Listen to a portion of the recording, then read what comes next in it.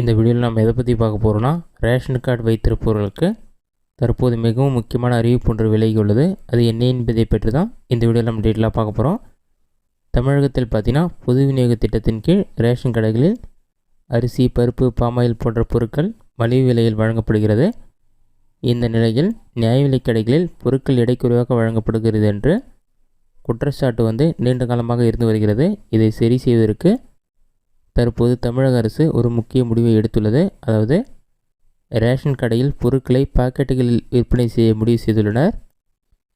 இது தொடர்பாக சட்டசபையில் தீர்மானம் தாக்கல் செய்யப்பட்டது. அதன்படி முதல் கட்டமாக சேலம் மாவட்டத்தில் உள்ள நியாய விலைக் கடைகளில் ரேஷன் பொருட்கள் பாக்கெட்டுகளில் விற்பனை செய்யப்படுகிறது.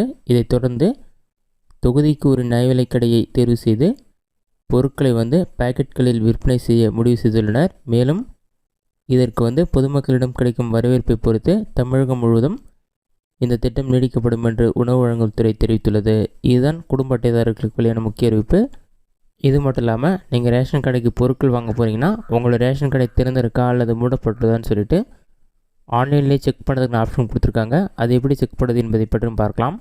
உங்களுடைய மொபைலில் ஏதாவது ஒரு ப்ரௌசர் ஓப்பன் பண்ணிக்கோங்க. கூகுள் சர்ச்சில் போயிட்டு டிஎன்பிடிஎஸ்ன்னு சொல்லி டைப் பண்ணுங்கள்.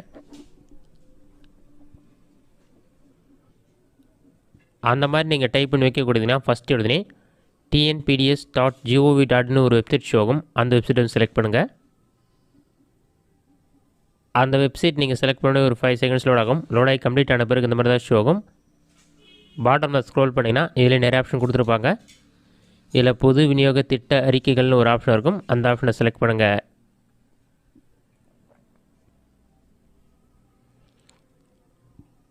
நெக்ஸ்ட் பேஜ் ஓப்பன் ஆன பிறகு இந்த மாதிரி தான் இருக்கும். இதற்கு கீழே ஸ்க்ரோல் பண்ணினா உங்களுடைய மாவட்டம் எதுவாக அதை நீங்கள் செலக்ட் பண்ணுற மாதிரி இருக்கும். மாவட்டத்துடைய பேர் இல்லாமல் இருக்கும். உங்களுடைய மாவட்டம் எதுவாக அதை செலக்ட் பண்ணுங்கள். நெக்ஸ்ட் பேஜில் உங்களுடைய தாலுக் எதுவாக செலக்ட் பண்ணுங்கள்.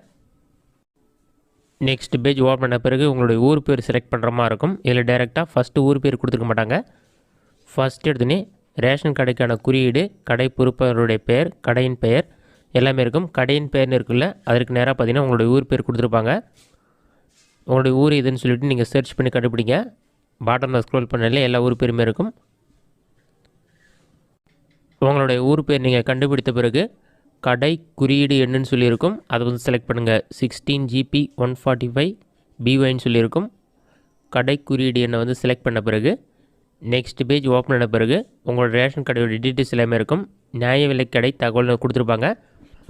இந்த மாதிரி ஆஃப்லைன் சொல்லி ரெட் கலரில் இருந்தால் உங்களோட ரேஷன் கடை பார்த்திங்கன்னா மூடி இருக்குன்னு அர்த்தம். உங்களோட ரேஷன் கடை ஓப்பனில் இருந்தால் க்ரீன் கலரில் ஆன்லைன் சொல்லி இருக்கும். அந்த மாதிரி இருந்தால் ரேஷன் கடை திறந்திருக்குன்னு அர்த்தம். அந்த மாதிரி டைமில் நீங்கள் ரேஷன் கடைக்கு போய் பொருட்களை வாங்கிக் கொள்ள முடியும். இது மட்டும் இல்லாமல் ரேஷன் கடையுடைய பொறுப்பாளருடைய பெயர், அவருடைய தொடர்பு எண் இருக்காது, அதை ஹைட் பண்ணிருப்பாங்க. செயல்பாட்டு வகை, கடையுடைய பெயர், ஏஜென்சியுடைய பெயர், எந்த டைமில் ரேஷன் கடை திறந்திருக்கும், அந்த மாதிரி டீட்டெயில்ஸ்லாம் இருக்கும். அதற்கு கீழே நீங்கள் செலக்ட் பண்ண ஊரில் எத்தனை குடும்ப அட்டைகள் இருக்குது, எத்தனை பேர் ஆதார் கார்டு கூட ரேஷன் கார்டு லிங்க் பண்ணியிருக்காங்கன்னு இருக்கும்.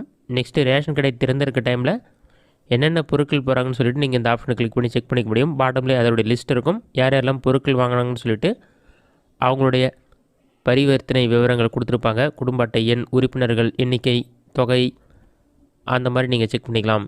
இந்த ஆப்ஷனை பயன்படுத்தி நீங்கள் உங்கள் வீட்டில் இருந்தே மொபைல் மூலமாக ரேஷன் கடை திறந்திருக்கா அல்லது மூடி இருக்கான்னு சொல்லி செக் பண்ணிக்கலாம்.